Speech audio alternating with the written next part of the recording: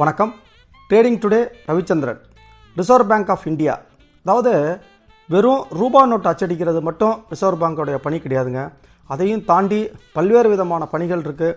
அதில் ஒரு குறிப்பிட்ட பணி தான் நம்ம இந்தியாவில் இருக்கக்கூடிய அனைத்து பேங்குகளையும் கண்காணிக்கிறது, அதை கட்டுப்படுத்துவது. சமீபத்தில் எஸ்பிஐ செய்த ஒரு வர்த்தக முறைகேட்டை கண்டுபிடிச்சு அதுக்கு சுமார் 1 கோடி ரூபாய் வரைக்கும் அபராதம் விதிச்சிருக்காங்க. அதாவது இந்திய வங்கிகளில் அடுத்தடுத்து பல வர்த்தக முறைகேடுகள் செய்யப்பட்டு உள்ளது. அதை எல்லாத்தையும் ஒவ்வொன்றா கண்டுபிடிச்சிட்டு தான் வருவாங்க.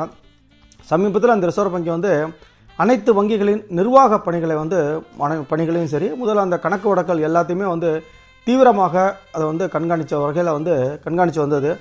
அந்த வகையில் பல பேங்குகளும் சரி, நிதி நிறுவனங்களும் சரி சிக்கியது உண்டு. சமீபத்தில் மாட்டினா தான் நம்ம எஸ்பிஐ. அது என்ன நடந்தது அப்படின்னா, அந்த எஸ்பிஐயோடைய முக்கிய வர்த்தக பிரிவாக விளங்கும் அந்த கடன் வர்த்தகத்தில் ரிசர்வ் வங்கியோடைய விதிகள் மீறப்பட்டுள்ளது அப்படிங்கிறது கண்டுபிடிச்சிருக்காங்க. ஸ்டேட் பேங்க் ஆஃப் இந்தியா ரிசர்வ் வங்கி செய்த சோதனையில் இது தெரிய வந்தது. அதாவது எஸ்பிஐ ஒரு நிறுவனத்துக்கு அந்த பெய்ட் அப் ஷேர்ஸ் கேபிட்டலில் 30% அதிகமாக கடன் அளிக்கும் பொழுது அந்த நிறுவனத்தின் பங்குகளை அடமானமாக பெற்றுள்ளது தெரிய வந்துள்ளது. இது ரிசர்வ் பேங்கோடைய விதிகளுக்கு முறைகேடானது அப்படின்னு சொல்லிட்டு அந்த ரிசர்வ் பேங்க் ஆஃப் இந்தியா சொல்லியிருக்கு.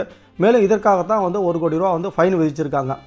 எஸ்பிஐ வங்கியோட மார்ச் 21, 2018 மொத்தம் 2019 ஆண்டு காலகட்டத்தில் இந்த நிதி ஆய்வு செய்தப்போ ரிசர்வ் பேங்க் இதை கண்டுபிடிச்சிருக்கு. 30% அதிகமாக கடன் அளிக்கும் பொழுது அந்த பங்குகளை அடமானம் பெற்றது அப்படிங்கிறது தவறு. இது அவங்களுடைய பிரிவு 19 துணை பிரிவு 2 கீழ் இதுக்கு ஃபைன் விதிக்கலாம்னு சொல்லிட்டு போட்டிருக்காங்க. இதை தவிர ஏற்கனவே ஒரு 6 மாதத்துக்கு முன்னாடி ஒரு தடவை எஸ்பிஐக்கு இதே மாதிரி 1 கோடி ரூபா ஃபைன் விதிக்கப்பட்டதும் நம்ம வாசகர்களுக்கு தெரிஞ்சிருக்கலாம். ஓகே, இதில் இந்த ஃபைன் தொகை 1 கோடி ரூபா அப்படிங்கிறது ஸ்டேட் பேங்குக்கு ஒரு பெரிய தொகை கிடையாது. ஆனால் அந்த ஃபைன் அளிக்கப்பட்டது அப்படிங்கிறது தான் இது ஒரு பெரிய ட்ராபேக்காக இருக்குது. இது ஒரு பெரிய இஷ்யூவாக இருக்குது. இனிமேலும் வருங்காலத்தில் எஸ்பிஐ உள்ளிட்ட மற்ற வங்கிகளும் இந்த மாதிரி இந்த ஃபைன்லேருந்து தப்பிக்குமா, ஃபைன் வராத அளவுக்கு நடந்து கொள்ளுமா அப்படிங்கிறது தான் அதனுடைய வாடிக்கையாளர்கள் எழுப்பும் மிக முக்கியமான கேள்வி. வாழ்க வளமுடன். Trading today Ravichandran.